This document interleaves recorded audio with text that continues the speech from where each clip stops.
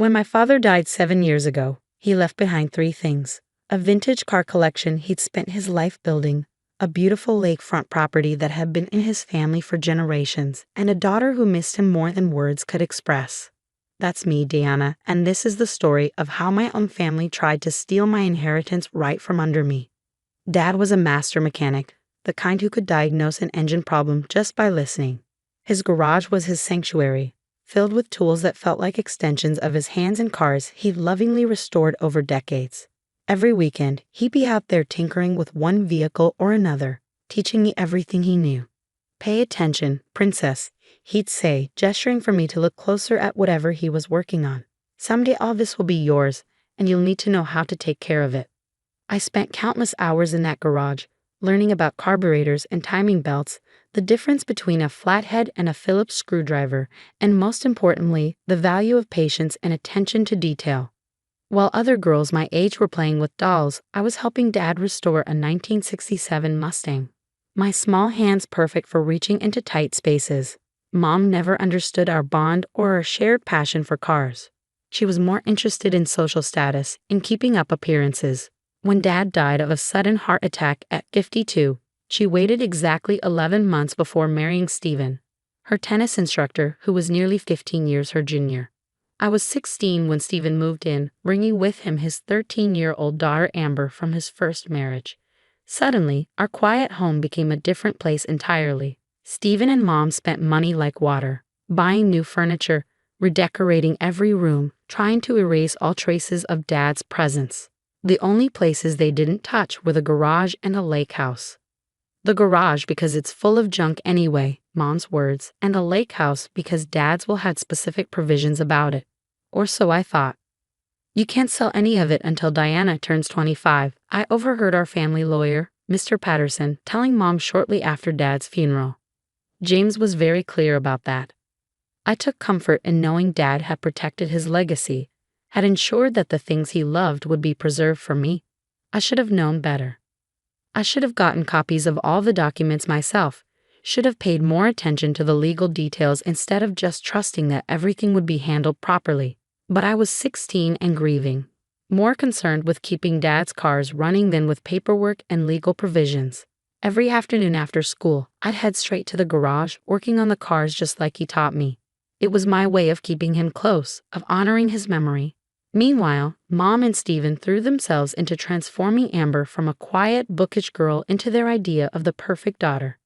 Designer clothes, private tennis lessons, cotillion classes, nothing was too expensive when it came to Amber's development. "Diana, honey," Mom would say, eyeing my oil-stained jeans with disapproval. "Would you rather join Amber at her etiquette classes? It would be so much more appropriate than spending all your time in that garage." But I stayed true to what Dad had taught me. I kept his cars running, kept his tools organized just the way he liked them. The other kids at school thought it was weird, a girl spending so much time working on old cars. But I didn't care. Every time I got one of Dad's classics purring like new, I felt like he was right there with me, nodding in approval.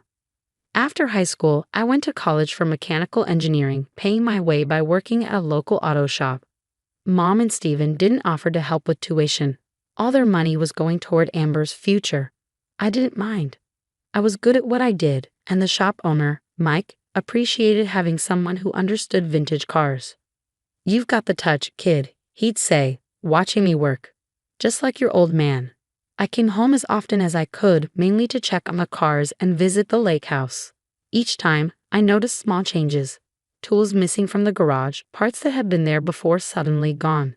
When I asked Mom about it, she'd wave off my concerns. "Oh, we needed to clear some space," she'd say vaguely. "You can't expect us to keep everything exactly the same forever, Diana." I should have pressed harder, should have demanded answers.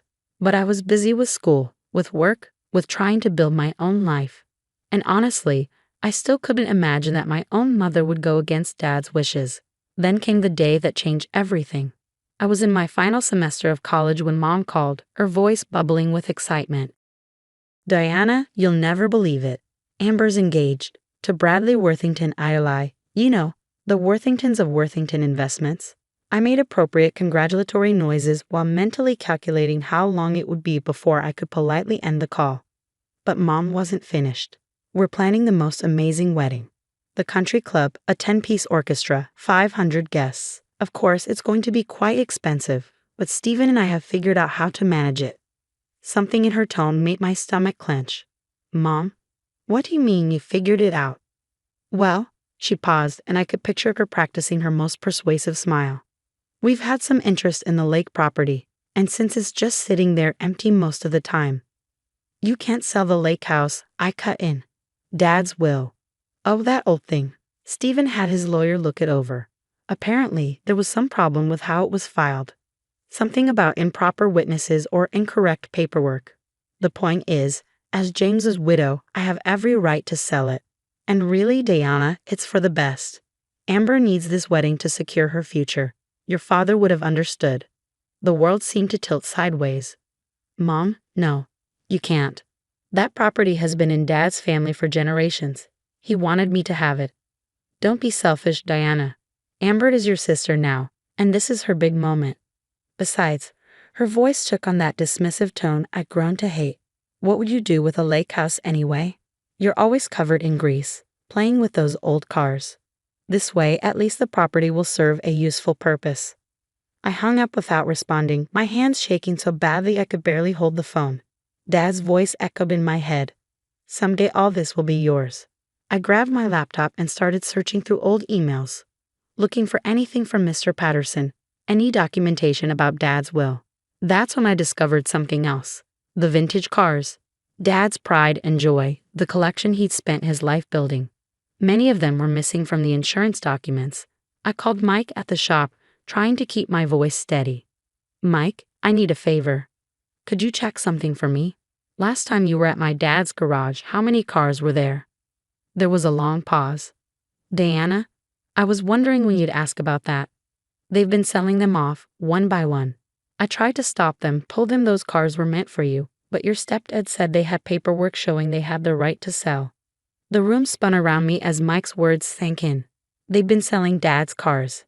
His life's work, his legacy to me, and they'd been quietly disposing of it to fund their extravagant lifestyle and now Amber's wedding. I ended the call and sat in silence, staring at nothing. Then I opened my email and wrote 2 messages. The first was to my academic advisor asking for an emergency extension on my final projects. The second was to a lawyer I'd met at the auto shop, a classic car enthusiast who specialized in estate law. Need your help? I wrote. Family inheritance being sold without permission. How soon can we meet? The response came within minutes. Tomorrow morning, 8 a.m., bring any documentation you have. That night, I couldn't sleep. I kept thinking about Dad in his garage, teaching me about timing belts and distributors, showing me how to diagnose engine problems by sound and feel. Pay attention, princess, he'd said. Someday all this will be yours. Well, Dad, I thought as I finally drifted off, I'm paying attention now, and I'm not letting them take what you meant for me to have. The law office of Marcus Bennett looked exactly like you'd expect. Leather chairs, dark wood paneling, and walls lined with legal texts. But there was something else too. Framed photos of classic cars, including a gorgeous 1965 Shelby Cobra that made my heart ache. It reminded me of the one Dad and I had been planning to restore together. That's my baby, Marcus said, following my gaze. Spent 3 years bringing her back to life. Your friend Mike tells me you know your way around engines? I nodded, still staring at the photo. My dad taught me everything I know, or at least he tried to before. I swallowed hard. Before they started selling off his collection. Marcus's friendly smile faded, replaced by a look of focused intensity. Tell me everything. Start from the beginning. For the next hour, I walked him through it all. Dad's death, the will's provisions about waiting until I was 25, the gradual disappearance of the cars, and now their plan to sell the lake house for Amber's wedding. Do you have a copy of the will? He asked. I shook my head. Mom and Stephen said there were problems with how it was filed. Something about improper witnesses. Marcus frowned. That's concerning. Who was your father's lawyer? Mr. Patterson. But when I tried calling his office yesterday, they said he retired 2 years ago, moved to Florida. George Patterson. Marcus sat up straighter. I know George. He's meticulous about documentation. If he handled your father's will, there's no way there were problems with how it was filed. Hope flickered in my chest. Can you find out for sure? I can do better than that. He reached for his phone. George and I play golf whenever he's in town. Let me give him a call. 20 minutes later, Marcus had answers that made my blood boil. George never retired to Florida, he said grimly. He's been working part-time at his son's firm across town. And he definitely never told your mother there were problems with the will. In fact, he's been trying to reach you for months. Your mother told his office you were studying abroad and couldn't be contacted. My hands clenched into fists. They lied. About everything. It gets worse, Marcus continued. George says your father set up a trust, not just a will. The cars, the lake house, even the tools in the garage. They're all held in trust for you. Your mother and stepfather have no legal right to sell any of it. But they have been selling it, I said, my voice shaking. The cars, the tools. How many laws have they broken? Several. Marcus was already typing on his computer, selling property held in trust without authorization. That's fraud. Using the proceeds for personal benefit? More fraud. Making false statements about the trust's existence? You get the picture. What can we do? First, we need documentation. Records of what's been sold, when to whom, for how much. Bank statements showing where the money went. Then we can file for an emergency injunction to stop the lake house sale and start proceedings to recover what's been taken. I thought about the missing cars, the empty spaces in Dad's garage. Can we get them back? Some maybe, others might be gone for good.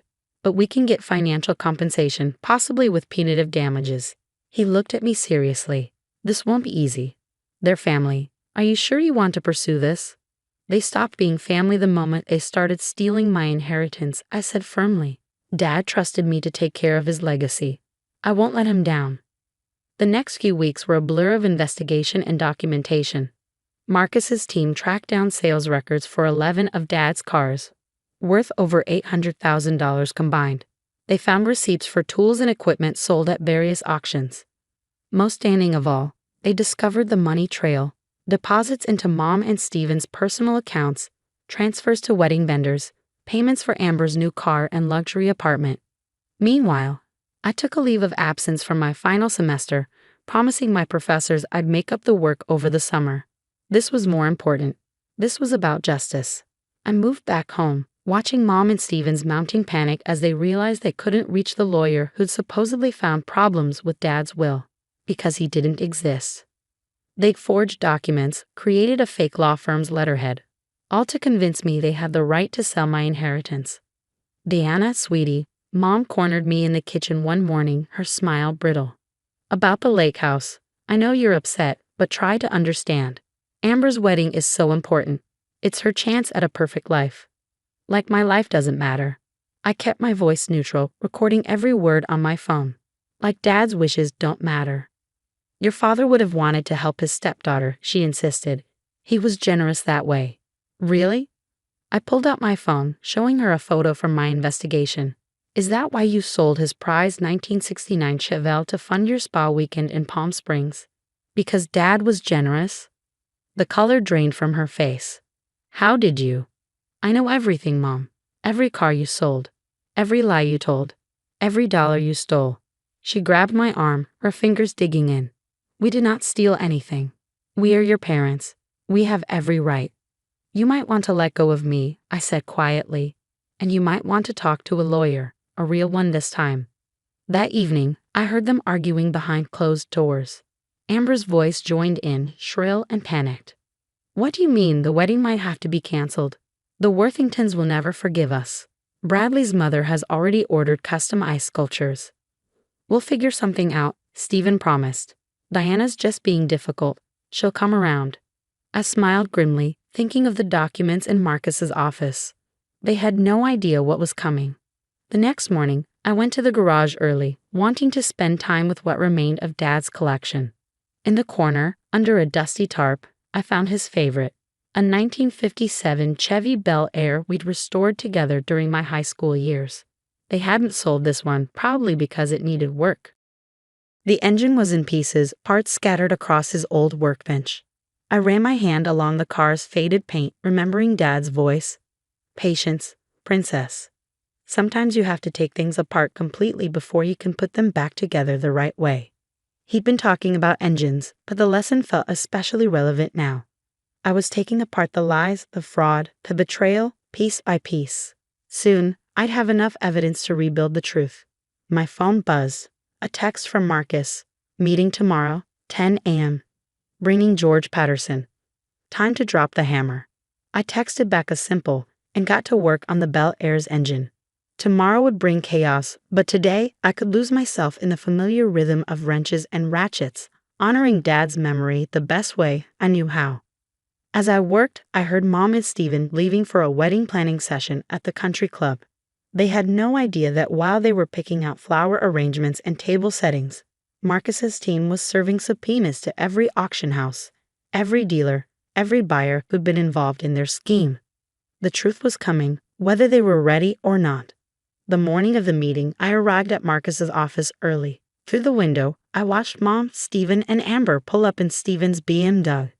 They looked confident, probably expecting to steamroll over any objections I might have about the lake house sale. Mom was wearing her handling difficult situations outfit, a powder blue suit that made her look both authoritative and approachable. Stephen had on his tennis club blazer, a symbol of the status he so desperately craved. Amber was clutching a wedding planning binder thick enough to stop bullets. Marcus met them in the lobby while I waited in the conference room with George Patterson. The elderly lawyer looked nothing like the frail retiree my mother had described. His eyes were sharp, his grip firm as he shook my hand. "Your father was a good man," he said quietly. "He trusted your mother to honor his wishes. I'm sorry she didn't." Before I could respond, the door opened. Mom's confident smile faltered when she saw George. Stephen's face went slack with shock. Amber just looked confused. "Mr. Patterson?" Mom's voice was higher than usual. "What are you doing here?" "Interesting question, Mrs. Mitchell," Marcus said, closing the door behind them. "Especially since you told your daughter he was retired in Florida." "There must be some misunderstanding," Stephen started, but Marcus cut him off. "Please sit down. We have a lot to discuss." They sat. I noticed Mom's hands trembling slightly as she smoothed her skirt. She knew. She knew exactly what was coming. Marcus opened a thick folder. "Let's start with the trust your late husband established for Deanna, the one you claimed didn't exist." "We never," Mom began, but George Patterson spoke over her. "I have here the original trust documents, properly witnessed and filed. James Mitchell was very specific about his wishes. The entire car collection, the lake property, and all related assets were to be held in trust for Deanna until she turned 25. He slid copies across the table. I watched as Mom and Stephen's faces grew paler with each page.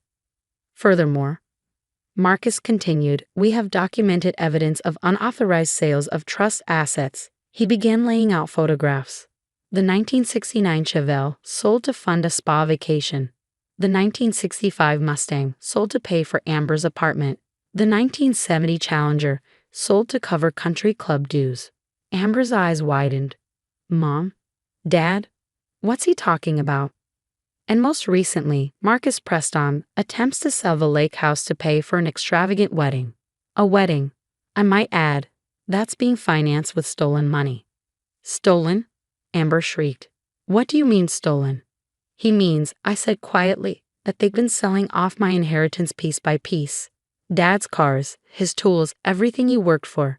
They sold it all without having any legal right to do so." "That's ridiculous." Stephen slammed his hand on the table. "We had every right. The will was invalid." "Was it?" Marcus raised an eyebrow. "Would you like to explain these?" He produced more documents, the forged letters, the fake law firm letterhead they used to convince me they had authority to sell. "Document forgery," he noted clinically, "wire fraud, conversion of trust assets, the list goes on." Mom's facade finally cracked. We needed the money. Stephen's tennis business wasn't doing well, and Amber deserved a wedding paid for with stolen funds. I cut in. Is that what she deserved? Amber burst into tears. "The Worthingtons will never forgive us. Bradley's mother has already ordered the ice sculptures." "Yes, we know." I sighed. "Maybe you should have checked where the money was coming from before spending it." "Here's what's going to happen," Marcus said, his tone leaving no room for argument. "First, all sales of trust assets stop immediately. The lake house is off the market as of this morning. But Stephen started. Second, Marcus continued as if he hadn't spoken. You will provide a full accounting of every item sold, every dollar received, and every penny spent. Mr. Patterson and I will be auditing everything. You can't do this. Mom's voice rose desperately. We're family. Family? I stood up slowly. Was it family when you sold Dad's Chevelle, the car we restored together during my senior year? Was it family when you lied about Mr. Patterson retiring so you could steal my inheritance? Was it family when you tried to sell the lake house where Dad taught me to swim? Deanna, please. Mom reached for my hand. I pulled away. The really sad thing is, if you just asked, I might have helped with Amber's wedding. Not by selling Dad's legacy, but maybe we could have found another way. But you didn't ask. You just took. What about my wedding? Amber wailed. It's in 6 weeks. I suggest you start making cancellations, Marcus said firmly, unless you want to add receiving stolen property to the family's legal troubles. We can still fix this, Stephen tried, his voice wheedling. Deanna, be reasonable. Think about your mother, your sister. Stepsister, I corrected. And the time for being reasonable was before you started stealing from me. Marcus laid out more papers, court orders, injunctions, demands for repayment. You have 24 hours to sign these and begin cooperation. After that, we go to the police. The police? Mom went white. You'd send us to jail? You sent yourselves to jail, I said quietly. Every time you sold one of Dad's cars. Every time you lied about the trust. Every time you chose your new family over his wishes. They left the meeting in shambles. Mom crying, Stephen ashen-faced, Amber having a complete meltdown about her ruined wedding. I watched them go, feeling oddly empty. This was victory, but it didn't feel like one. The next few months were a whirlwind of legal proceedings. Marcus's team tracked down most of the cars, though some had been resold and were impossible to recover. The lake house was safe, its attempted sale nullified. Mom and Stephen had to remortgage their house to start repaying what they'd stolen. Amber's wedding was canceled, and with it her engagement. Apparently, Bradley Worthington Aya's family had no interest in being associated with criminals. Their word, not mine. She moved back in with her mother, her dreams of social climbing shattered. Mr. Patterson helped me set up proper oversight of the trust, ensuring no one could ever steal from it again. When I finally walked through Dad's garage, now partially refilled with recovered cars, I felt his presence stronger than ever. The 1957 Bel Air still sat in a corner, waiting to be restored. I ran my hand along its fender, remembering all the hours Dad and I had spent working on it together. I did it, Dad, I whispered. I protected what you built. I wished it hadn't cost me my family. But then again, maybe they were never really my family to begin with. Family doesn't steal from you. Family doesn't lie to you. Family doesn't try to take what someone worked their whole life to build. 1 year later, I finally graduated from engineering school. The ceremony was small, just me, my professors, and a few friends from the auto shop. Mom sent a card. I returned it unopened. The lake house has become my weekend retreat, a place where I can work on cars in peace, surrounded by the memories of the person who taught me everything important about life. The value of hard work, the importance of integrity, and the courage to stand up for what's right. Sometimes late at night, I sit in Dad's old garage, surrounded by the cars we love together, and I know I made the right choice. Some things are worth more than money. Legacy, honor, truth. Mom and Stephen never understood that. Last week, I finished restoring the Bel Air. As I took it for its first drive, the engine purring exactly the way Dad taught me it should, I felt at peace. They may have taken some things from me, but they couldn't take what mattered most. The knowledge, the memories, the love of something real and honest and true. The legal battles aren't quite over. There are still assets to recover, money to be repaid. Mom occasionally tries to reach out, usually when she needs something. I let those calls go to voicemail. Some people say I was too harsh, that family deserves forgiveness. Maybe they're right. But as I sit in my father's restored garage, surrounded by the legacy he entrusted to me, I know that forgiveness has to be earned. It can't be stolen, like everything else they tried to take. Dad always said every car has a story. Mine is about betrayal and justice, about standing up for what's right even when it hurts. But mostly it's about honoring the person who taught me that some things are worth fighting for, no matter the cost. The trust comes into my full control next year when I turn 25. By then, the garage will be completely restored, every car back where it belongs. And maybe then, with time and distance, I'll be ready to think about forgiveness. But for now, I'm content to be my father's daughter, keeper of his legacy, protector of the dreams he built one car at a time. Some might call it just a collection of old cars and a lake house. But to me, it's everything my father was: honest, hardworking, true. And that's worth more than all the wedding ice sculptures in the world.